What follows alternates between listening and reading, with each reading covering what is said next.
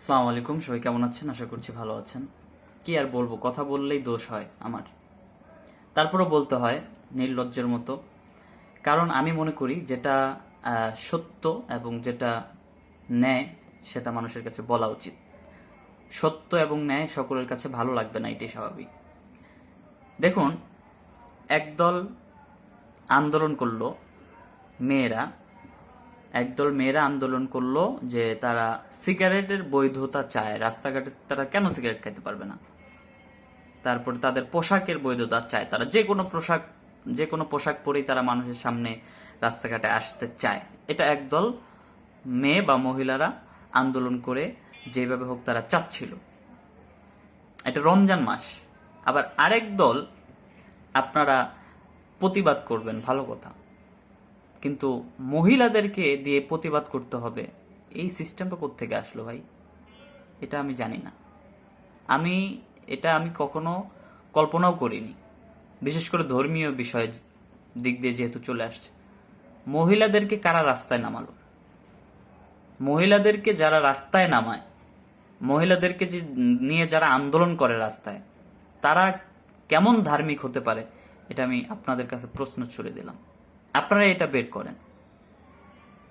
আসলে যারা মহিলাদেরকে রাস্তায় নামাতে চায়, যারা মহিলাদেরকে ধর্মীয় বিভিন্ন কথা শুনিয়ে রাস্তায় তারা আন্দোলনে নামায়, এরা আসলে প্রকৃত ধার্মিক নয়।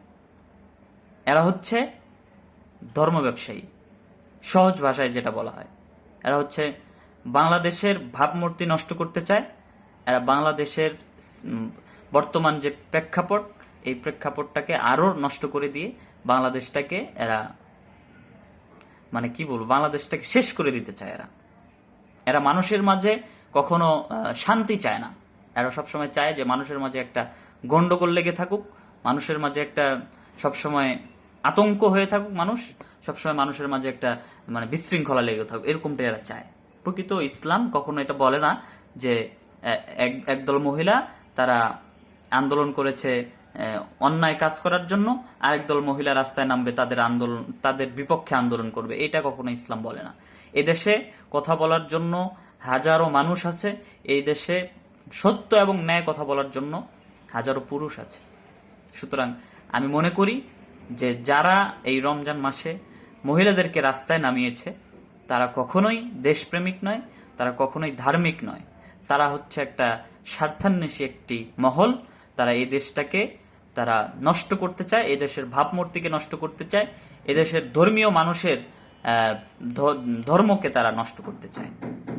এই জন্য এদের থেকে সাবধান থাকতে হবে। এবং আমি মনে করি যে মা বোনেরা, আপনাদের বর্তমান সময়ে রাস্তায় না নামাটাই সবচেয়ে ভালো।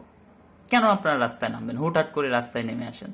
আপনাদের ফ্যামিলিতে কেউ নেই, আপনাদেরকে কেন রাস্তায় নামতে দেয়? কেন রাস্তায় নামতে দেয় আপনাদেরকে? আমি বুঝি না আসলে। যাই হোক, সবাই ভালো থাকবেন, সুস্থ থাকবেন। আবারও দেখা হবে পরবর্তী কোনো ভিডিওতে। আসসালামু আলাইকুম।